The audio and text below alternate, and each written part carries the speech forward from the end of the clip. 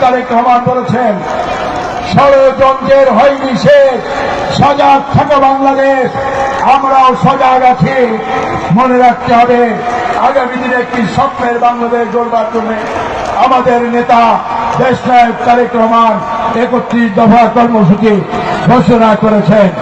যে 31 দফা কর্মসূচি এ জাতির আগামী দিনের মুক্তির সনদ। যে 31 দফার মধ্য দিয়ে মানুষ গণতন্ত্র, বৈষম্যহীন শাসন ব্যবস্থা, দুর্নীতিমুক্ত একটি সমাজ, একটি আধুনিক বাংলাদেশ আমরা গড়তে সমর্থ হব।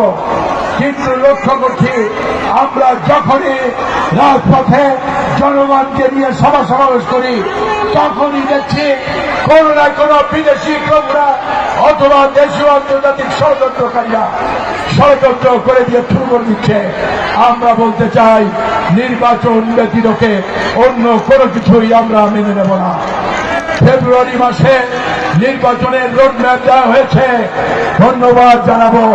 এর ব্যত্যয় ঘটলে দায়িত্ব কিন্তু সাহেবকে নিতে হবে। বাংলাদেশের ভবিষ্যৎ আমরা যাদের হাতে তুলে দিয়েছি, তারা যদি গাদ্দারি করেন, মুনাফিকি করতে চান, করতে পারেন, আপনাদের ব্যাপার। কিন্তু জনগণ যদি সিদ্ধান্ত নিয়ে নেয়, তাহলে কিন্তু 7 দিনও ক্ষমতায় থাকতে পারবেন না। আগামী দিনে সকল প্রকার লড়াই সংগ্রামে খুলনাবাসীকেও দিতে যেভাবে পেয়েছি, ভবিষ্যতেও খুলনাবাসী আমাদের সাথে লড়াই সংগ্রামে থাকবেন, এই আশাবাদ ব্যক্ত করে শহীদ রাষ্ট্রপতি জিয়াউর রহমানের বিদায়ী আত্মার শান্তি কামনা করছি। দেশনেত্রী বেগম খালেদা জিয়ার আশু সুস্থতা কামনা করছি। আর আমাদের প্রাণের স্পন্দন, আমাদের হৃদয়ের ভালোবাসা আগামী দিনের বাংলাদেশের প্রধানমন্ত্রী দেশনায়ক তারেক রহমানকে বাংলাদেশে এসে নেতৃত্ব দেওয়ার আহ্বান জানিয়ে আমি আমার বক্তব্য শেষ করছি। খোদা হাফেজ।